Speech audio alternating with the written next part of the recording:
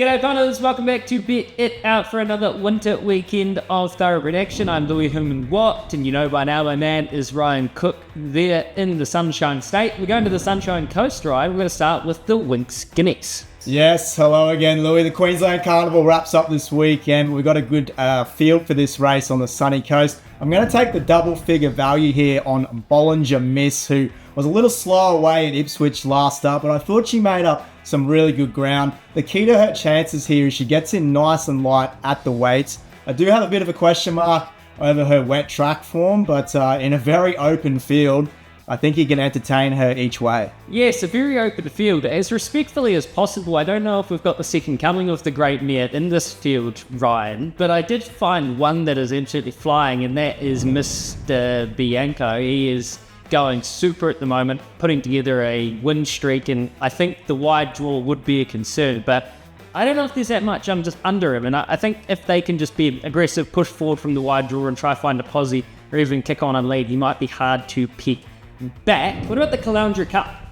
Yeah, look, this is another tricky betting race, but I'm just going to go with the favourite here, Half Yours. When I look at this field, I just see a few stayers that might be a little bit past it, and he's only lightly raced. I think he's got good upside, and he's another one that gets in here carrying at 54 kilos, I think. Needs a little bit of luck from out wide, but he's a last start winner, so I think he's going to go well. I thought Beer on the Loose was really impressive last start down in Sydney. Now, get to the one draw here, which is fantastic for any Waterhouse bot runner. It's going to ping to the lead and probably just try to stack them up. Went 2,400 last start, and I actually think through the line was some of his best work. So he's at the distance for the second time in a row here. Rock hard for, I think, 5 runs into his prep. I think Beer on the Loose is a massive chance in the Caloundra Cup. We'll go down to Sydney for the Winter Stakes. Yeah, look, I really like Wellwall here, who ran on very, very impressively in the Civic Stakes, stormed the line down the outside last start. He's a horse that finds it tough to win sometimes, but he's only lightly raced, and I think he's got good improvement to come, so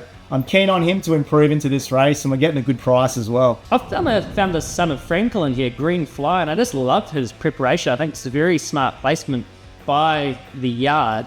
They've got him in here for a little bit of a freshen up. He had a tick over trial, his work through the line was just fantastic recently.